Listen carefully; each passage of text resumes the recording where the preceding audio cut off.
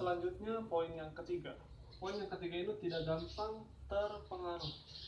Kalau kita kembali lagi ke poin pertama, mempunyai iman, dasar, keyakinan bahwa sejarah itu yang ini, maka poin yang ketiga ini akan musnah dengan sendirinya.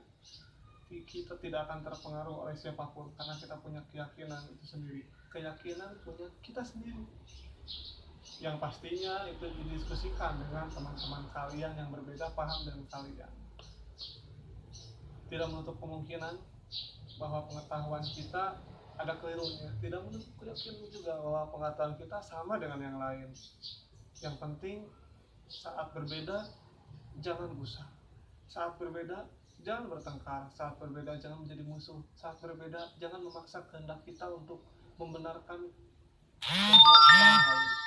Jangan mentang-mentang kita benar, kita merasa benar, kita menyalahkan orang lain. Itu yang fatal. Janganlah menyalahkan orang lain, karena orang lain punya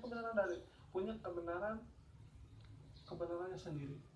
Namun kalau kebenaran itu didasari dengan pola yang sama, yaitu didasari dengan logika, maka kebenaran itu akan menjadi universal. Seluruh orang harus menerima kebenaran tersebut.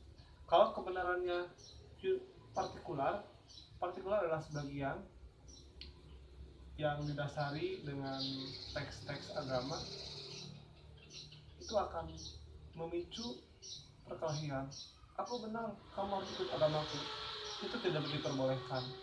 Yang diperbolehkan adalah diskusi, logika, kitab, beberapa hal yang dapat diskusikanlah, jangan bertengkar.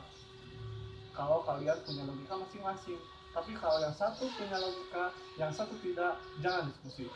Diskusi hanya bisa dilakukan antara orang yang menggunakan logika berpikir dengan orang yang menggunakan logika berpikir, maka bisa bertemu. Kalau yang satunya taklid, hanya berdasarkan teks-teks saja, dan yang satu hanya berdasarkan logika saja, tidak bisa. Yang kedua, orang yang berdasarkan teks-teks saja dengan yang teks juga diadukan, maka keduanya merasa benar, yang satunya merasa benar, dan tidak akan pernah menemukan jalan keluarnya. Jalan keluar hanya dapat ditemukan melalui diskusi yang berdasarkan logika, bukan berdasarkan teks.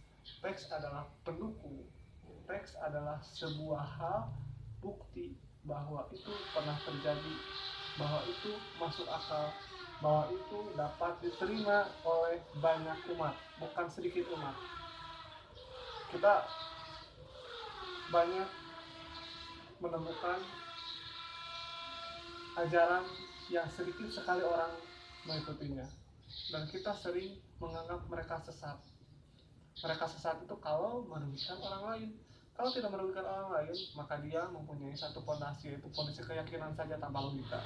Logika padahalnya akan menjadikan manusia akan bersatu padu, menemukan hal yang paling benar, dan paling benar. Maka itu kenapa di akhir zaman agama menjadi satu, tidak akan berpecah-pecah seperti sekarang, karena pembawa kebenaran mengungkapkan bahwa yang benar itu adalah ini, bukti-buktinya dilihatkan. Itulah akhir zaman, kita lihat saja nanti. Itu poin ketiga. Sudah cukup jelas? Kalau tidak jelas, silakan ditanyakan melalui video call. I am waiting for you. See you later.